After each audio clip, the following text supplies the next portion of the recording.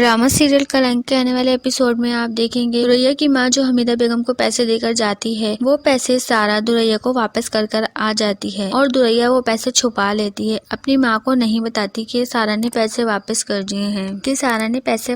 दिए हैं वहाँ दुरैया की मां रुमाना को जाके बताती है कि मैंने असगर को 20,000 रुपए दिए हैं कि वो दुरैया की शादी का जोड़ा खरीद ले, क्योंकि उसने वादा किया था दुरैया से कि दुरैया और सारा की शादी का जोड़ा वो खुद अपने हाथों से बनाया। अब जबकि उसकी नौकरी नहीं है, ये सब तो मुझे दिख ही रहा है, इसलिए मैंने उसको 20,000 रुपए दिए हैं कि वो दुरैया की शादी का जोड़ा खरीद ले। रुमाना कहती है कि नहीं आपा, आपको ये सब कुछ करने की क्या जरूरत थी, हम खुद खरीद लेते शादी का जोड़ा। उधर एंड वक्त पर निकाह के टाइम फहाद एकदम सोच में पड़ जाता है कि उसको हाँ करनी चाहिए निकाह के लिए या नहीं। तो दोस्तों आप सबको क्या लगता है, क्या वह आज हाँ कर देगा या फिर उसको सारा की हकीकत पता चल जाएगी? कमेंट्स करके हमें जरूर बताएं।